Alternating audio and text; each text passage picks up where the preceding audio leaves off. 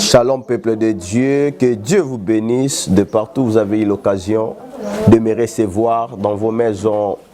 Bisika nyonso bozali Nzambe apambola bino. Et chez le prophète Samuel Diasilo Akwanzambi et l'esclave du Christ, votre frère, l'un des serviteurs du Seigneur. J'aimerais avant toute chose Tobandana Losambo, Kolona Pesio, merci. Pour ça, les ngai nande kwazo landanga grâce ya kokuta na isusu nanzela oyo ya chaîne EHP Media. Nkolo na bondelio na kombo Yesu moment oyo toko partager nande kweza la moment agréable kombo na yo Yesu ezwa lokumu. Tika ete maimanso ekobima nkolo na monoko mosali na yo et édifier peuple na yo et réconforter ndeko moko molimo mo santo à la partage na biso na kombo ya Yesu wa Nazareth. Amen.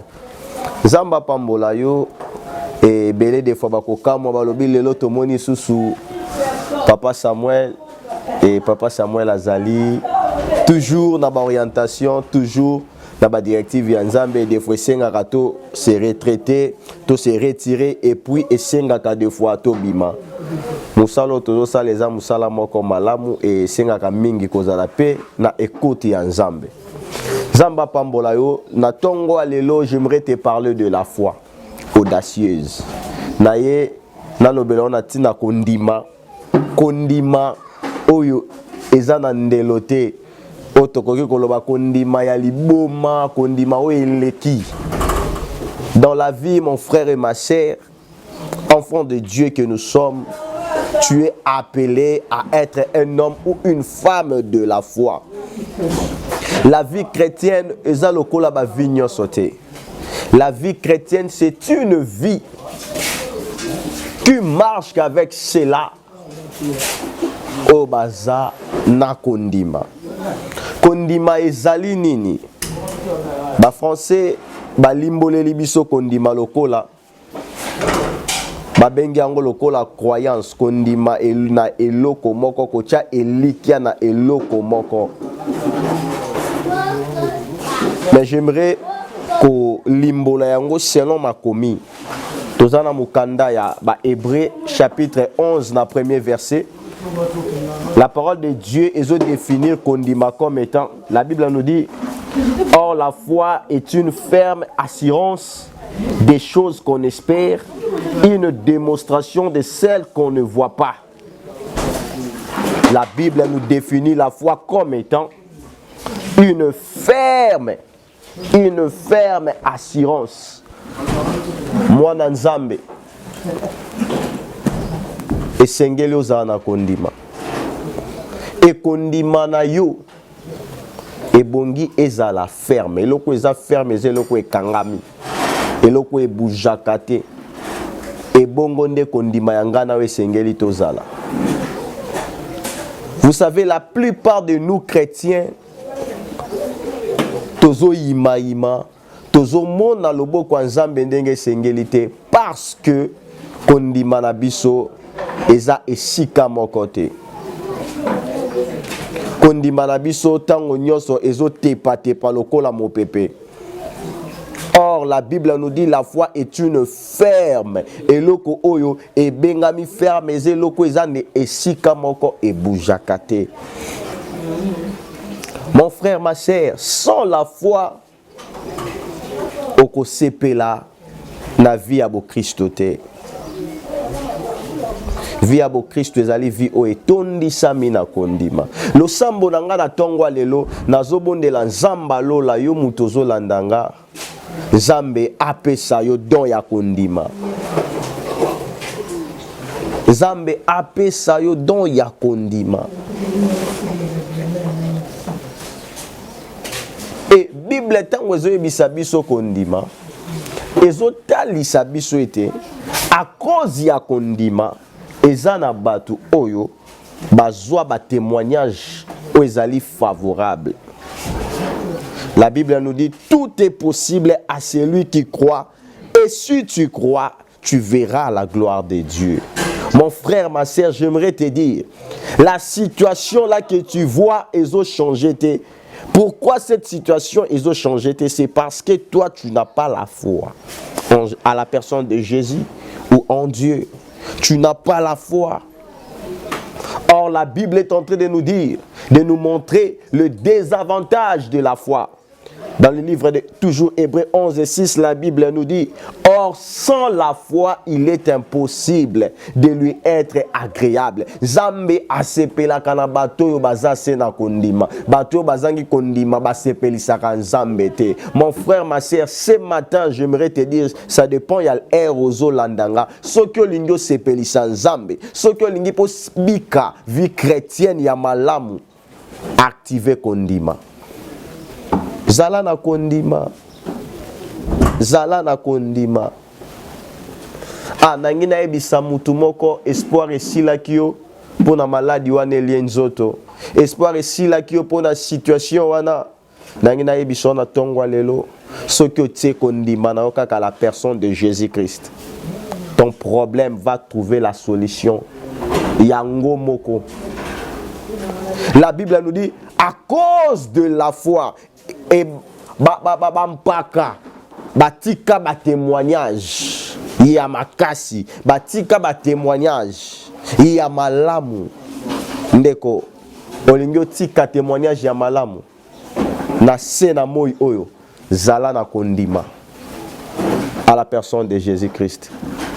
Na sepelaka na Yesu alobi na sengi bino te bozala na bakondima soki ya ndenge ata kondima ezala kaka kati na bino lokola mbuma ya seneve. Mbuma ya seneve ezali graine o ezali muke na ba graine nyonso me yango nde ebotaka nzeto eleki ba nzete nyonso na minene o bandeke baka kosala bandako. Mon frère, zala na kondima.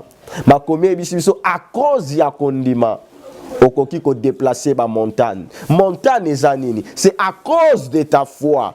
Okoki ko changer situation aux hommes na difficile. À cause de ta foi, okoki ko changer makambo ezo marché te. Bambou lebele. Kocha kondima na yo na bato mokilité.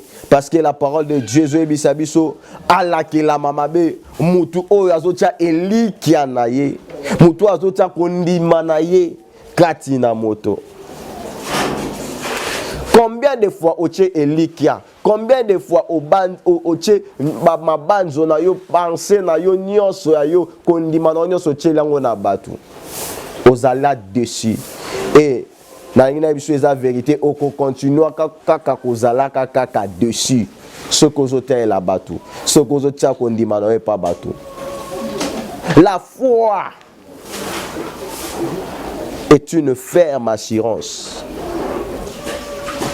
Mon frère, ma sœur, zala na kondima lokola Bartimée. Bartimée azalaki na foi on a bengi foi audacieux. La foi audacieuse, c'est ce qu'avait Bartimée. Bato bazana kondimo eleki ndelo. Balobaka biso kaka Yesu. Analingi na tonga lelo bisike ezwami yo. Ozwa décision. Oloba na vie na ngai kaka Yesu. C'est-à-dire yo ozala mutoko kyo tela te. Yo okotalela kaka Yesu. Bartimée azalaki na batu tout autour na ye. Matelela ki batu wana te. Vous savez ce qui a tela ki batu wana. Alingaka tikala aveugle vie na mobimba. Mon frère, ezana batu misusu soko tcheko ndimalo et pas na bango maladi no aussi la to kozalaka ka bongo. Et ce que tu es condamné dans la personne de Jésus-Christ, ta situation va changer. Bartimée na kondima nyonso muto ya monate muto ya yoki kaka mais atie kondima. Bartimée atikala ki komona miracle moko te Yesu asali ayo kaka kaka matie kondima. Na ngai bisona tongwa lelo mon frère kolukate kutu komona mais yo indezo yo kaka bwe ndima. Ndima à cause de ta foi, ta maladie là. Ils ont lit moi. Vous savez ce qu'il est l'autre télémi, c'est à cause de la foi en Jésus-Christ. La foi en Jésus-Christ produit des miracles et produit des témoignages forts. Lorsque Bartimée a mis sa foi à la personne de Jésus, la suite était un témoignage. Ce que tu sais qu'on dit, et pas Jésus. Ma sœur, je t'assure, témoignage Jésus partage nayo. Malgré batuba telemi bipai na bipai pour na copier qui ça y est, mais il a tchaki toujours kondima et pas ensemble et abika ki bikamo. De même la femme à la perte de sang, à qui na kondima. Mon frère, toko zala na ba onction, mais sans qui ozangi kondima et l'autre pour ça le matin. Ozomona même le maître alingi ko kendo se kwisa Lazare, mazo tuna bande kwa Lazare, est-ce que bozana kondima? Matisa kondima. Nangina ebiso problème wana ekitisa kondima na ote. Problème wana na kondima pesa ngo kombo. Okomona Nzambe akosala. Kondima na yonde eko permettre Nzambe. Lorsque Pierre azalaki na kondima, il marchait sur l'eau. Mais lorsque Pierre a perdu kondima, il s'est retrouvé dans l'eau. Mon frère, que le problème là est faire vivre yon akatia maïté. Ah, j'aimerais te dire, à cause de la foi, tu vas vivre sur l'eau. Vivre sur l'eau, c'est-à-dire surmonter ses problèmes. Vivre sur l'eau, c'est-à-dire trouver la solution. Ma prière ce matin est que le Dieu que je sers, apesayo lisusu, amatisayo lisusu, li kaboya kondima à travers son Esprit Saint. Vous savez, n'a pas molaka papa na ngayo babengi de la foi. Kakapo na kombo anazwa de la foi. Or la Bible nous dit sans la foi, il est impossible de lui être agréable. Moto azangi kondima rotika la komona bolamu Nzambe te. Mon frère, ba miracle yo kaka c'est possible et c'est faisable na yo. Mais eloko ezobo mayo kondima na weza mukie. Matisa kondima. Kondima eza lokola carburant na kati ya mutuka. C'est-à-dire yo za lokola mutuka, marche chrétienne yo za lokola mutuka et kondimeza carburant. La voiture, peu importe sa beauté, ce qui est dans la carburant et kotambola te. Tel que tu es là, peu importe tes problèmes. Ce que tu es kaka kondima, oh je t'assure, mutuka no ko tambola. Ozo mona te la Bible zo ebiso ke kondima et ko déplacer ba montagne. Ah par là j'ai compris que kondimeza lo kwa ba pneu et ya ka pe pour faire ko tambolelo ko moko. Kondimeza lo kwa makolo. Ah yango zo mona Yesu tango akutena mo kakata niwana. Aïbisie, lève-toi, lève-toi et marche. À cause de la foi, la Bible me dit, le pied, les ossements du pied, c'est affermi. Ah, j'aimerais te dire, ce qu'on m'a dit, si qu'on dit, tu vas laisser le lit de l'hôpital. Ce qu'on m'a dit, si qu'on dit, tu n'auras pas même besoin, et le Saint-Esprit va se manifester. À cause de la foi. À cause de la foi. À cause de la foi. La parole de Dieu est en train de nous dire, le miracle accompagneront que ceux qui ont crié, ceux qui ont mis leur foi à la personne de Jésus. Mon frère, des fois ça t'arrive à la maison, moi à Kouéi malade, et le pasteur est loin. La Bible nous dit, au nom de Jésus, nous imposerons le main aux malades et le malade sera guéri. Mais toi, tu n'arrives pas à le faire dans ta maison. Pourquoi? Parce que tu es un homme de peu de foi. Les gens qui ont de foi ont des témoignages favorables. À partir d'aujourd'hui, à partir de ce matin, à partir de ce soir, ça dépend à l'ère à laquelle tu me suis. Deviens un homme ou une femme de la foi et tu verras comment qu'est-ce que le miracle sera ton partage. Le miracle sera ton partage.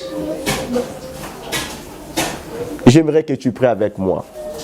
Là où tu es, j'aimerais que tu pries avec moi. Vous savez, le plus grand péché que l'homme peut commettre, c'est de perdre sa foi. La Bible nous dit la foi est une ferme. Yo combien de fois au bouge à Kondimana yo? Et lorsque au bouge Kondimana yo, mon frère, tu es en train de pécher. J'aimerais juste au fond la kamaboko si que tu vas prier après moi.